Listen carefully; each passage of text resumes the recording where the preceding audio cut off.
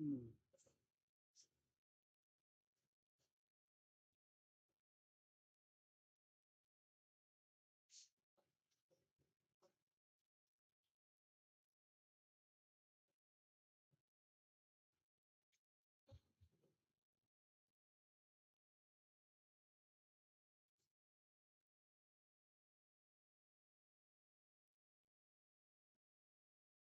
Well then, guys, that's how it's gonna go.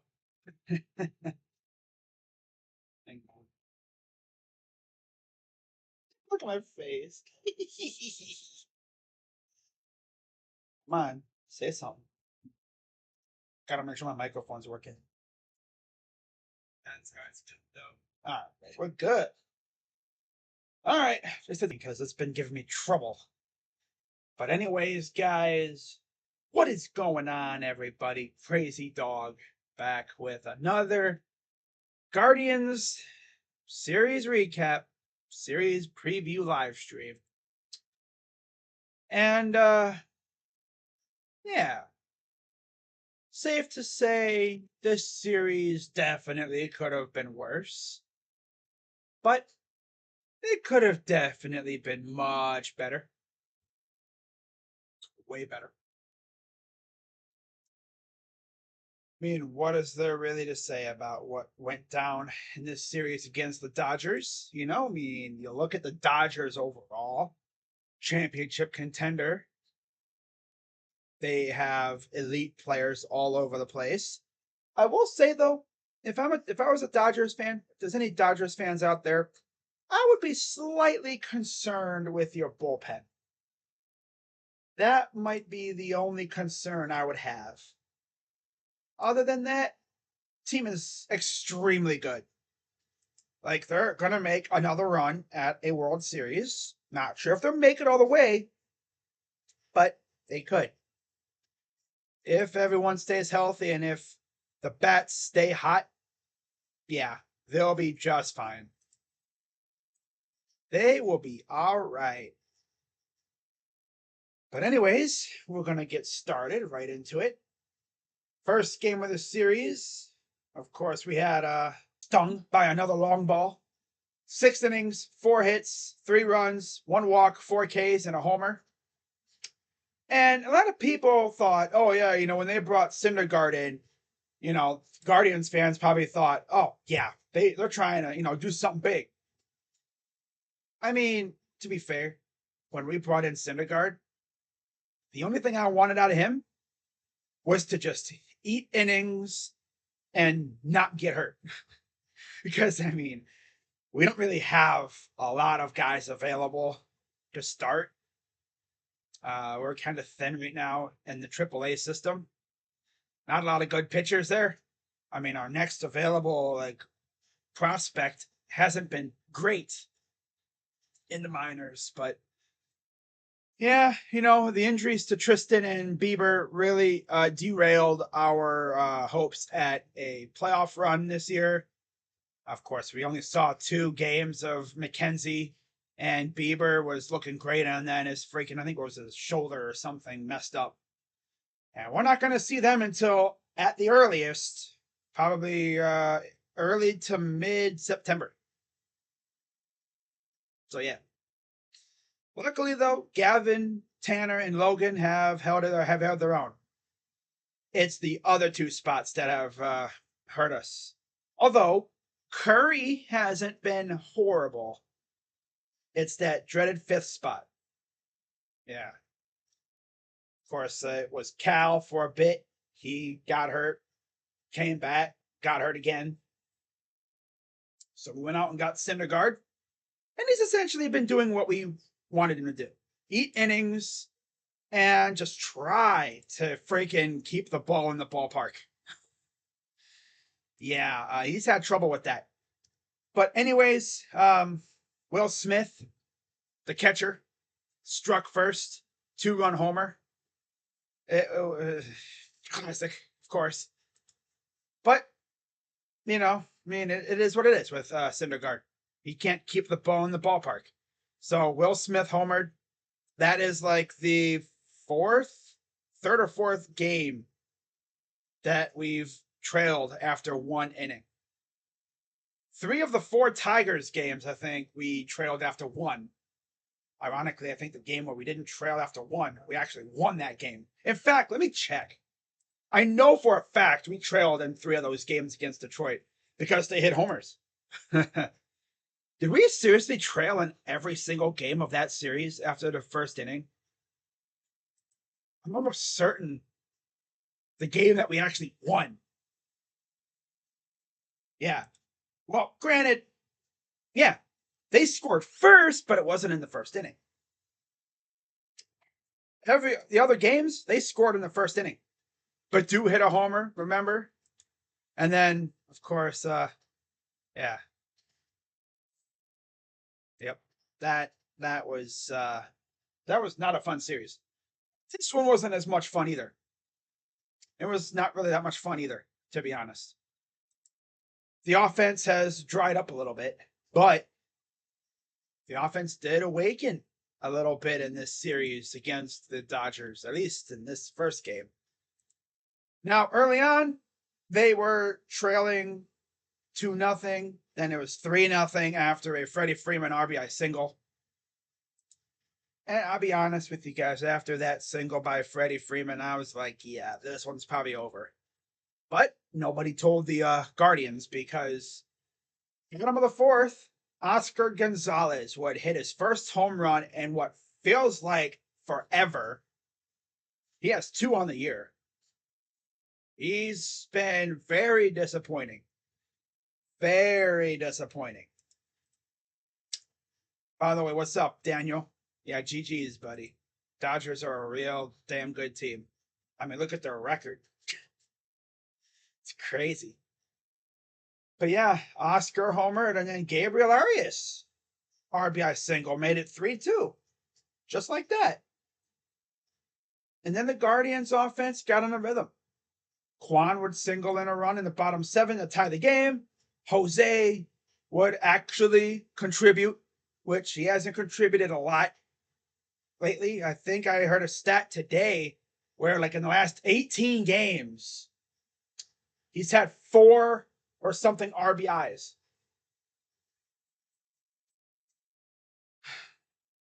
And he's supposed to be our best player. I mean, he is. But I mentioned this a while back. Every year, this dude gives us what we call the 2 or 3 weeks from hell, where this dude will just vanish offensively out of nowhere. This dude could be in the midst of a 30-game hit streak, and then all of a sudden, he just vanishes. It's like he forgets how to be a hitter. It's like, dude, what are you doing? Now watch. Right before the season ends, he's going to get hot again. It happens. You know? It's like he has to reignite his bat. Oh, I'm sure he will. He'll heat up again, I'm sure. It's the way he is. He's always like that. Every year. Honestly, I think the earlier he does this 2 weeks from hell, the better off he'll be. But he always starts off really good.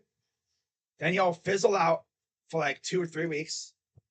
I mean, I think the longest was like a month. And that was because of a thumb injury last year. And then, he'll heat up again at some point. But, yeah, Ramirez has not been great since Naylor got hurt.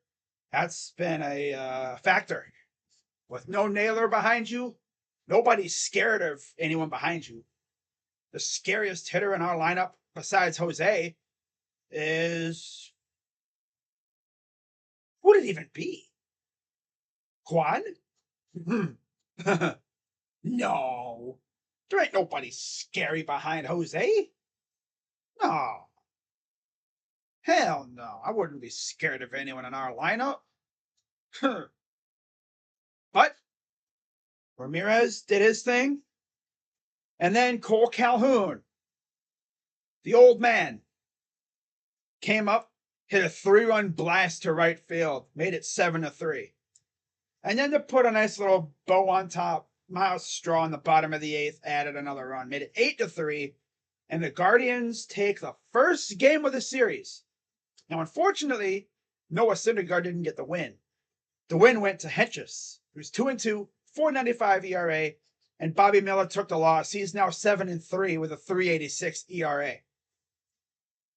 So, the offense actually showed up thanks to a 5-run inning. That, I think, is one of the first times we've done that in a very long time. We haven't had an inning like that in a while. It's good to see. The offense will show a flash, and then it'll die out again. Last series against the Guardians, one against the Royals. And the Rangers are choke artists. Yeah, I know. I mean, come on. Come on. But, yeah, I mean, gotta win. We're not going to get swept, like the title says. At least we didn't get swept. So, we move on to game number 2 of this series. Now, this was pretty funky because they started this game knowing damn well Mother Nature was cooking up something vicious over the lake. And she was bringing it in. If you watched the game broadcast on Bally's or whatever, and you looked out over the lake, like northeast area, you saw this big old cloud just zooming in. It's like, oh, God. When I tell you, when they started the broadcast and they showed like the sky, I'm like, oh, no. They're really going to do this, aren't they? So, overall, they got through 2 innings. Of course, I streamed it. And they couldn't even get through the 3rd inning. And, yeah. It was 3-1. Yep, it was 3-1 when they paused the game. And, of course, they made it up earlier today. And the rule is, for anyone who didn't know how that works, if a game is suspended and they have to resume it, like they did with our game, you cannot change a thing about the lineup. Same lineup. The only thing you can change is pitchers, obviously, because you can't have Kershaw and Curry going out there after over 18 some hours of sitting. They don't do that. I think if a rain delay is longer than like an hour or something, the starters they're done. So essentially, both teams had a 7-inning bullpen game for the most part. But Curry, 2 innings, got roughed up pretty good. 2 innings, 5 hits, 3 runs, 1 strikeout. Not his best outing. And Kershaw, 2 innings, 1 hit, 1 run, 4 Ks. And funny enough, the 1 run came on a home run by the guy I called Pop-Up Bonds, Jose Ramirez. Yeah, he finally got a homer. That was his first home run of the month, I want to say. I am pretty sure that was his first home run of the month. Yeah. He had not hit a homer, I'm pretty sure, since he had the 2-homer game. And I have to look at his stats overall.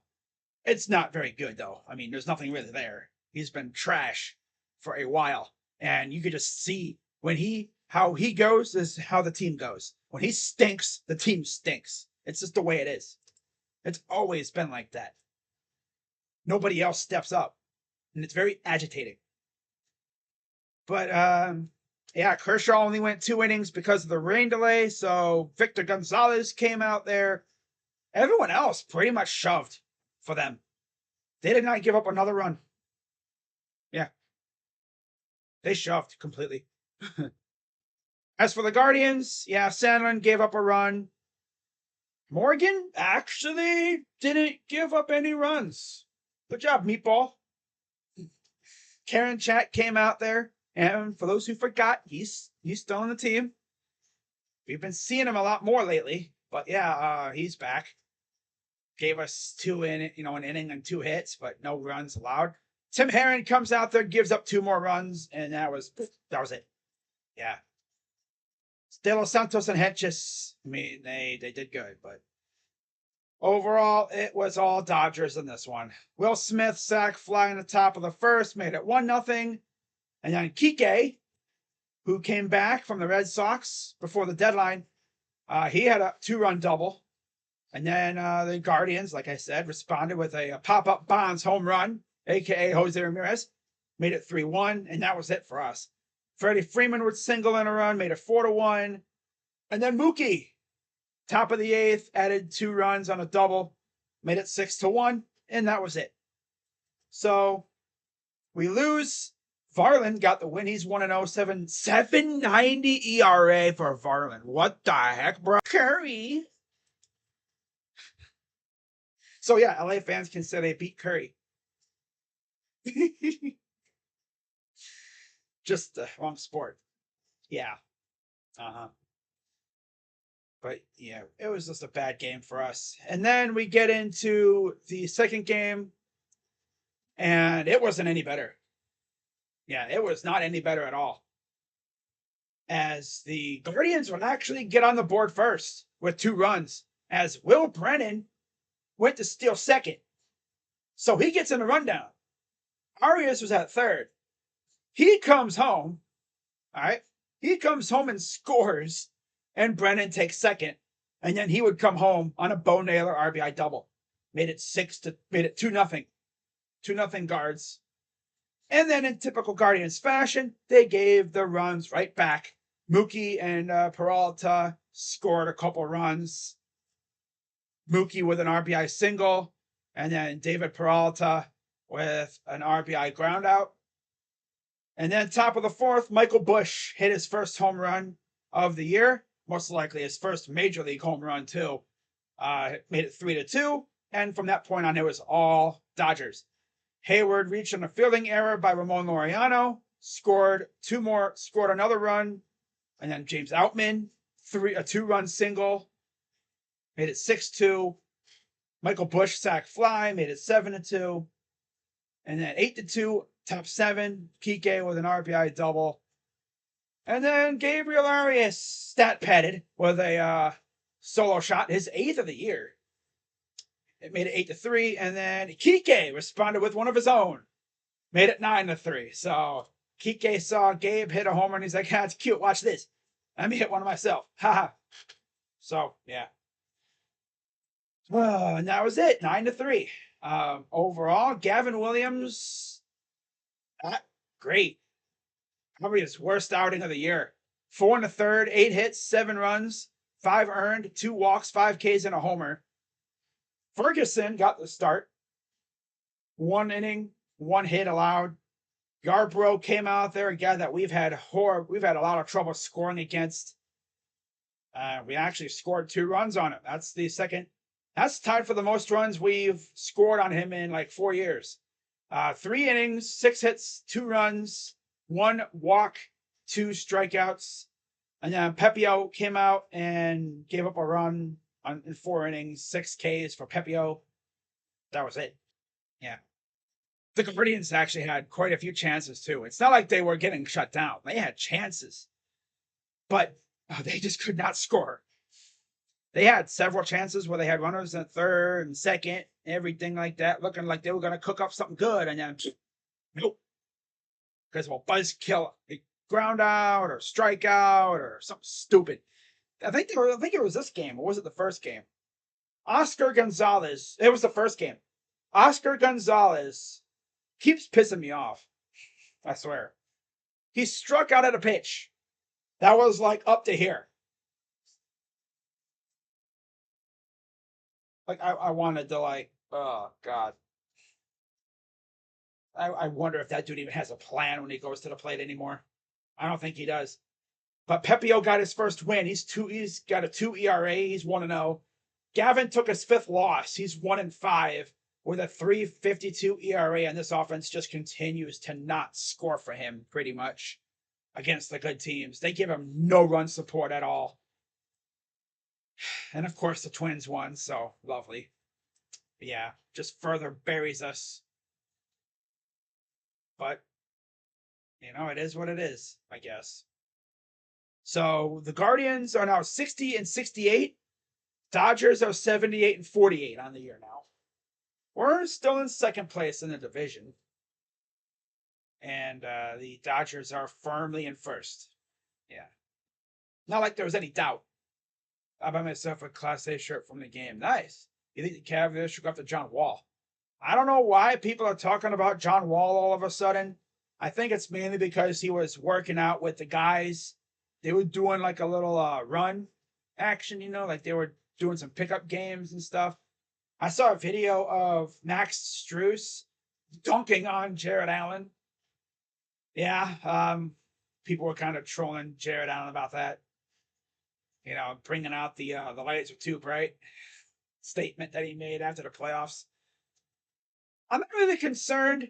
It's only a pickup game, but what it does tell me is Max Strus can really get up. I did not know we could do that.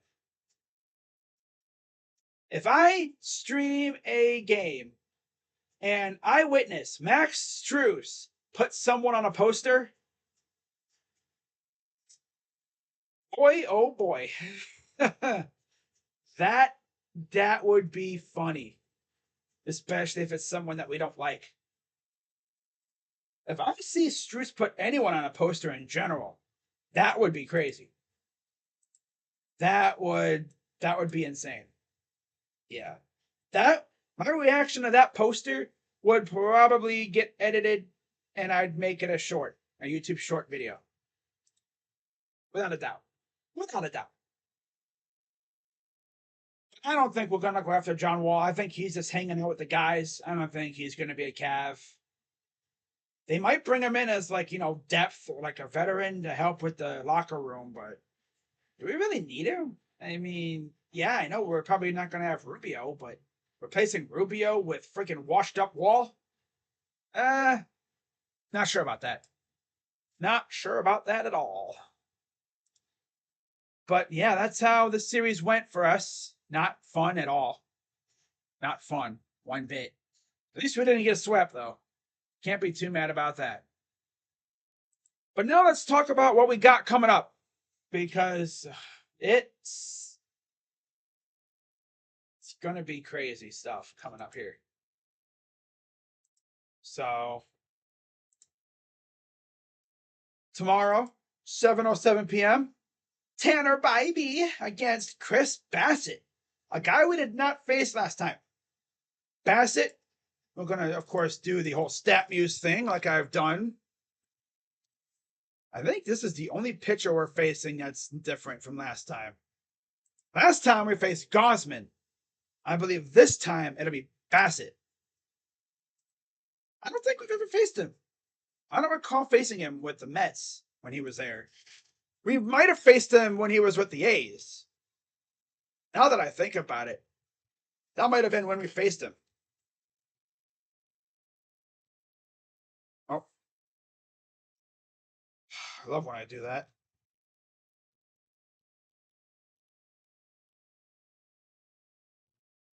Okay, there we go. But overall, you look at his last couple outings, he's 2-0 in his last 3. And over in his last 7, he's 4-1. He's been really good lately. 2-0 in his last 3. He went 7 innings against Boston, gave up 7 hits, 1 run, 3 walks, 6 Ks. Against Chicago, he took a win in that Boston game on the 6th. 6 days later against the Cubs, 6 innings, 4 hits, 4 runs, 2 walks, 6 Ks, no decision. And then against Cincy in his last start, he went 6 innings, 3 hits, 2 runs, 1 walk, 6 Ks, and he got the victory. And he'll be facing Tanner Bybee, who we already know about. Against the Guardians, he's actually 1-2 with a 3.30 ERA, 29 Ks, and 5 appearances. We faced him in 2021 with the A's in a game where he actually shut us out. And that was his only win. In fact, we've scored 3 runs in 2 of the 3 games in which we beat him. He went 7 innings in 2015, 3 2/3 in 2019, and then 7 again in 2021, the first time we faced him. The last time we faced him, he went 6 innings, gave up 3 hits, no runs, 2 walks, and 6 Ks. So that'll be interesting to see how we do. Overall, against Bybee, they didn't do anything against him because I'm pretty sure he shut him out, didn't he? Yeah, I think he would. Yeah, he shut him out. Right? I'm almost certain he was. Yeah, because in the very next game, we got Uno reverse carded with Gavin on the mound, I'm pretty sure.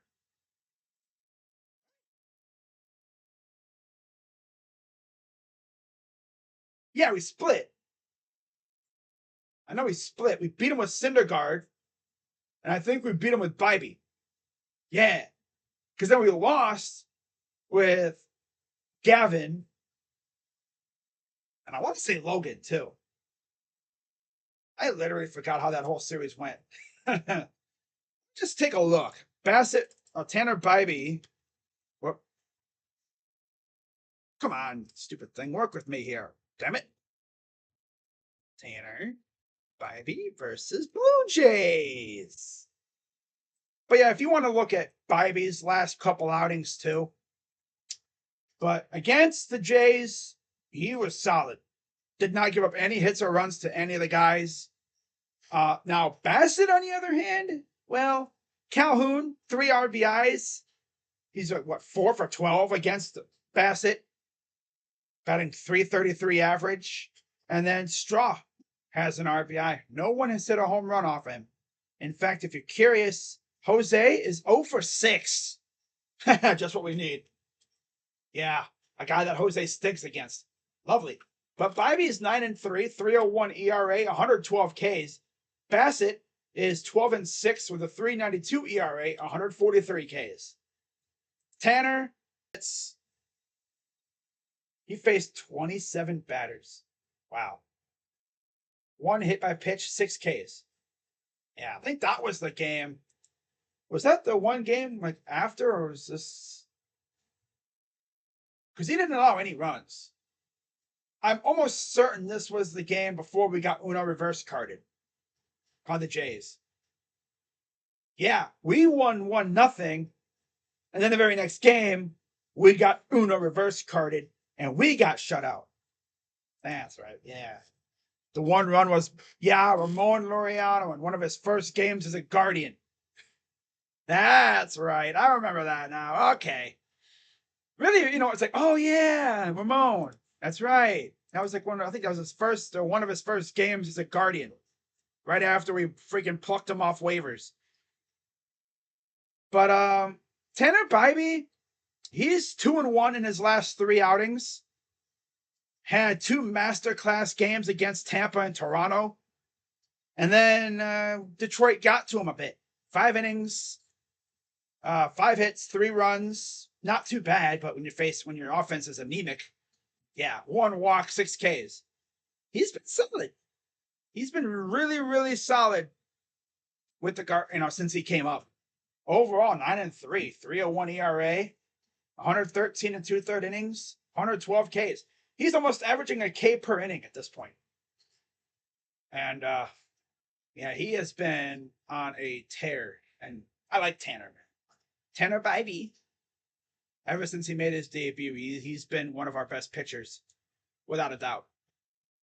So, we'll see how it goes. Now, for game 2 of the series, of course, it'll be Logan Allen, 6-6, 3.31 ERA, 100 Ks, against Ryu, who we faced last time, and he actually hurt himself. Good to see he's not out, because that would have been a bummer if he actually really severely hurt himself.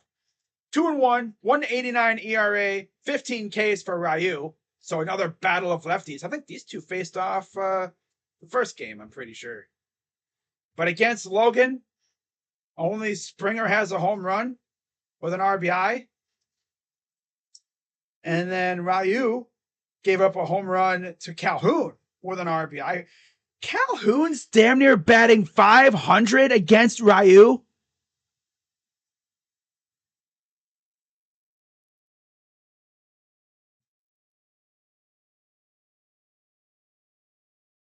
Damn. Now, I swear to God, Mush Brain Man's gonna freaking bench him against Ryu. You know he will. Yep, you know he will. I was like, oh, dude's batting damn near .500 against him. I'm gonna bench him. I'm gonna bench him. Yeah, of course he would. He would too. He's the only one that's done anything against Ryu too. Ryu too. Oh man, but you look at Ryu's last couple outings and you compare it with Logan Allen. Of course, we faced him last time and we didn't have any success against him.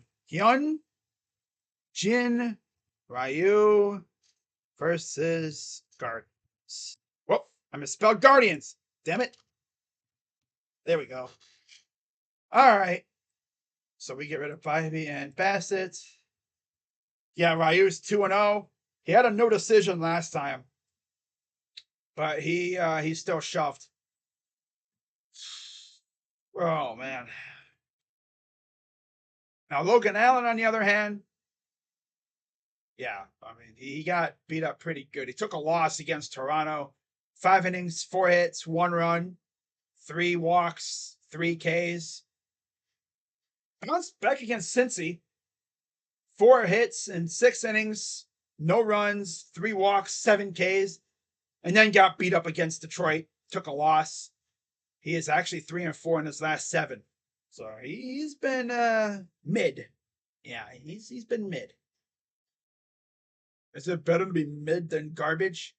I'd rather be really good than mid, but yeah, I'm flipping back and forth to Rally. He got a live stream on about it. When I seen the title, it says John Walter, Cleveland. I was like, no way. We're not getting John Wall.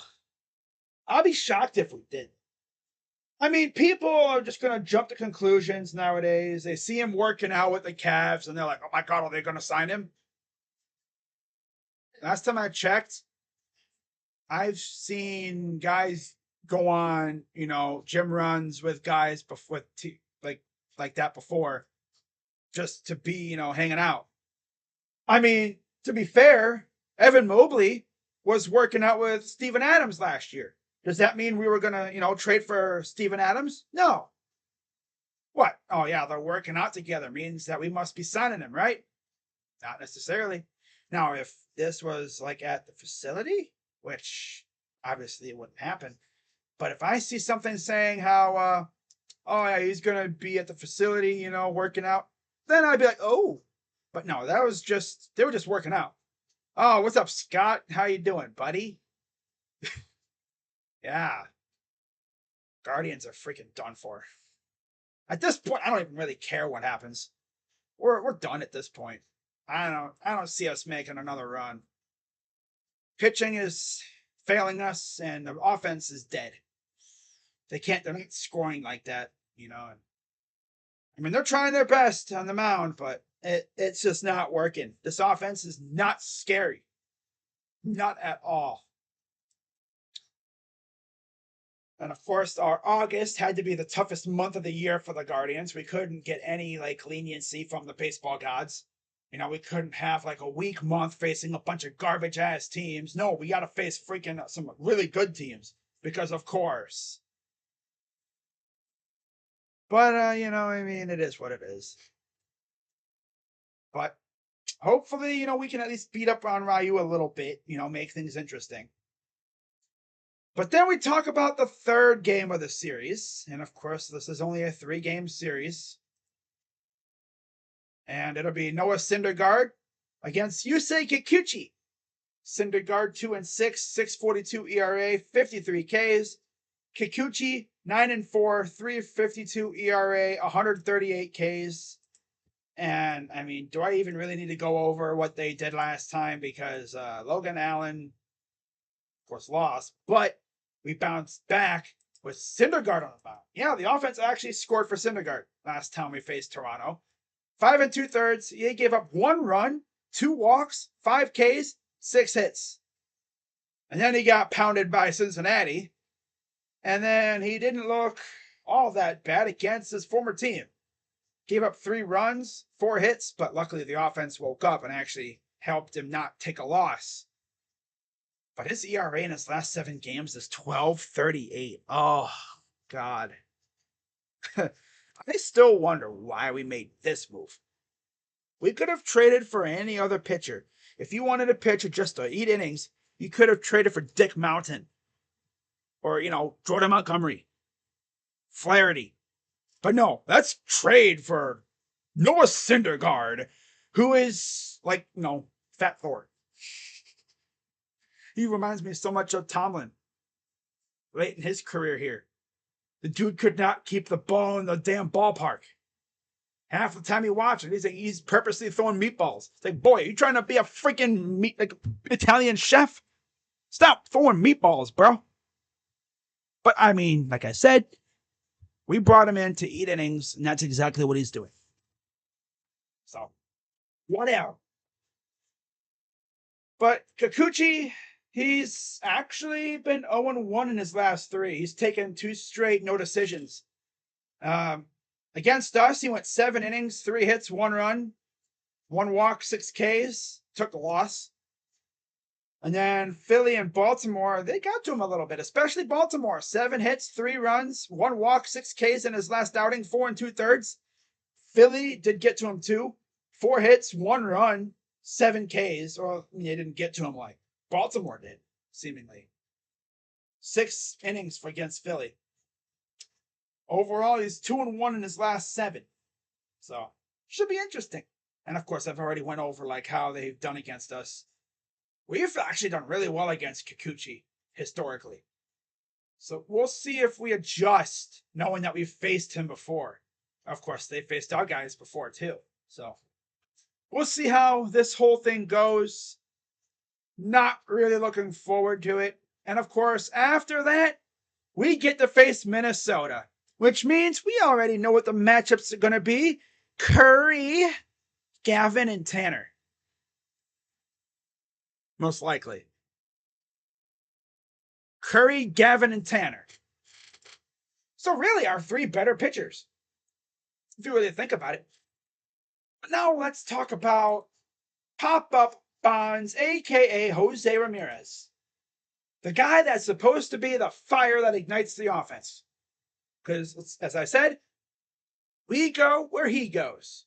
We go as he goes. If he gets hot and starts hitting tanks left and right, the offense hums. They look good. But my God, when he stinks, he stinks. We all know what happens when he stinks. The team stinks because he's the scariest hitter on our team. And when he's not doing nothing, nobody does anything because the pitcher's not going to be scared of him. I mean, the dude's chasing crap again, man. Come on. What is this crap? I watch this dude. This dude look like he's pressing like crazy. He's trying to be Barry Bonds. He's trying to hit 3-run homers with nobody on base. Like, chill out, dude. Overall, let's take a look at his stats here real quick. But yeah, against, I actually forgot to do this before. I mean, we pretty much know about Syndergaard and that. But, real quick, I'll go over the matchup things again. In case you guys didn't see that from before. Or maybe I didn't talk about it. But Allen and Ryu, again, I mean, I talked about Calhoun, and only Springer hit one off Allen. And then Syndergaard versus Kikuchi. This is actually interesting because against Syndergaard, Belt has an RBI, Espinal has an RBI, Kiermaier, who I guess is back, I don't know. He has 2 RBIs, and Merrifield has an RBI. No home runs have been surrendered yet. Granted, Belt and Merrifield have by far faced him the most. And then Kikuchi, Calhoun, 2 home runs, 3 RBIs. Jose has an RBI and a home run. And Haas, who just returned to the team off of waivers. He has a home run and an RBI off of Kikuchi. Straw has an RBI. Ramon Laureano has 2. And that's it. So, should be fun. But in terms of Jose Ramirez, in his last 7 games, 28 at-bats, 3 measly runs, most of which came, I guess, in this series. 4 hits, again, mostly came in this series. 1 home run came in the last series. 2 RBIs came in the last series. 3 walks, 2 Ks, it's not too bad, I guess. 2 stolen bases, batting .143. 226 on base percentage, 286 slugging. Say it with me. He's booty. Now, in this last 30 games, 113 at-bats, 13 runs, 28 hits, 5 home runs, 14 RBIs, 12 walks, 14 strikeouts, 10 stolen bases. So he's doing the whole walking almost as much as he's striking out thing that he's known to do. And around the same time is when Naylor got hurt. In fact, let's see about his monthly split, his game log.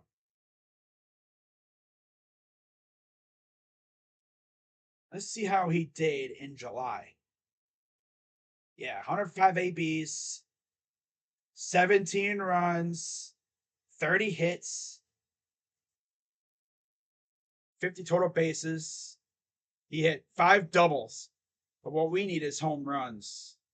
5 home runs, 11 RBIs, 10 walks, 1 intentional walk the entire month of July. 1 intentional walk the entire month of July. I'm sorry, no. Yeah. IBB. Yeah. 1 intentional walk the entire month. And it came against Atlanta on July 4th. That was all of July.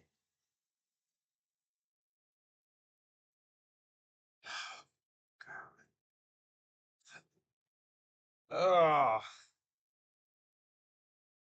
this team kills me, dude. He's the scariest hitter. And nobody's scared of him.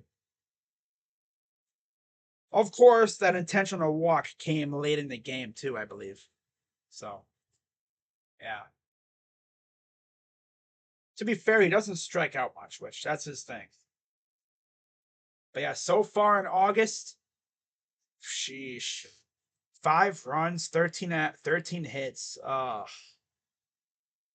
Ugly, man. Supposed to be a freaking best hitter, and he's looking like ass. But it's not really all his fault. Look at the team around him. Seriously, look at the freaking team around him. My God, Tito or Chris Antoinetti, bro. Gave him no help at all around him.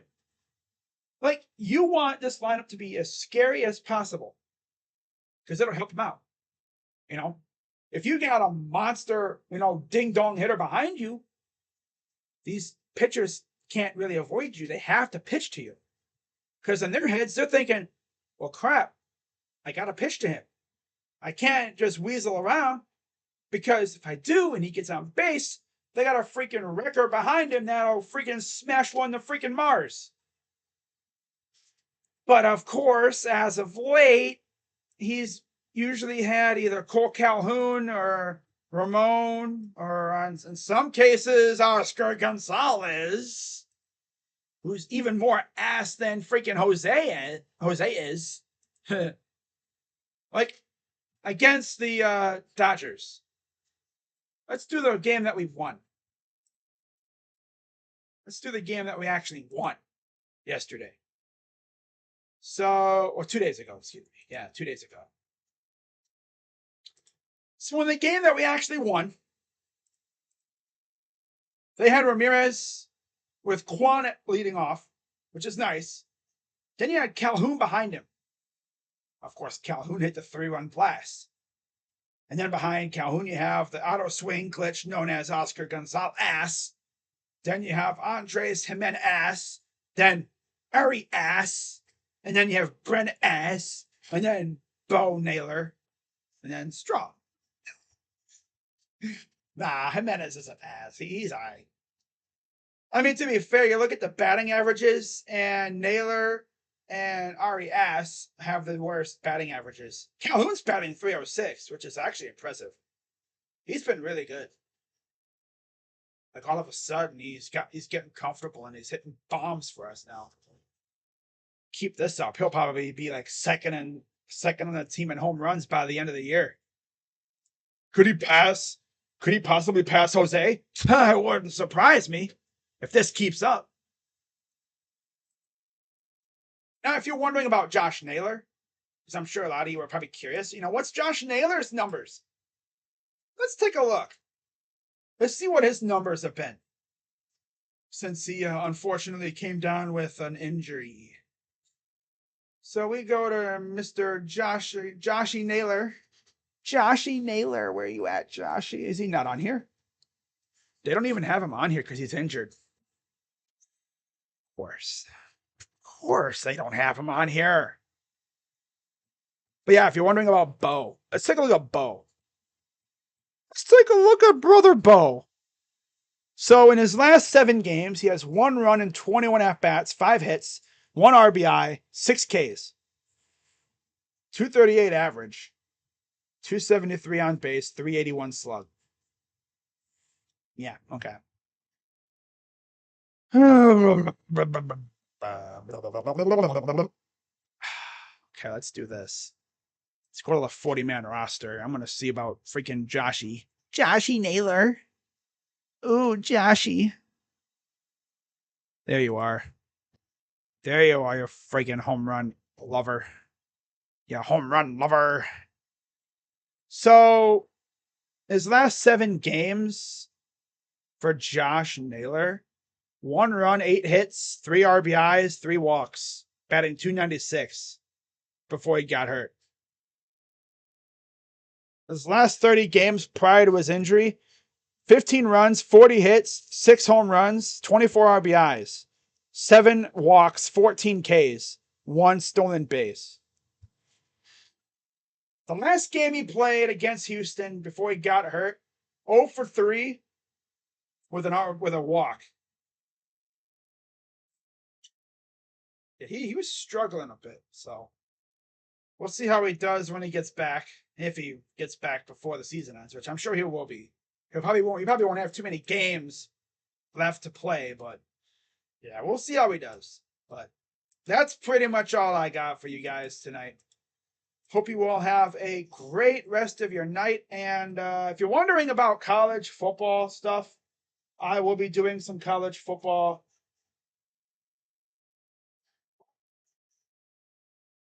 I'll be doing college football previews stuff probably tomorrow, because tomorrow's Friday. And then, of course, games start Saturday. So I might do some college football related. As far as Guardians streams go, I'm going to take about a week off from doing Guardians games because this team's pissing me off. And Browns are starting up soon. So I'm not even going to worry about that, the Guardians right now. So, yeah, that's pretty much all I got, guys. Hope you all have a great rest of your night. And, yeah, 6 games back. Whole Guardian season is like watching AAA spring break training games. Yeah, pretty much.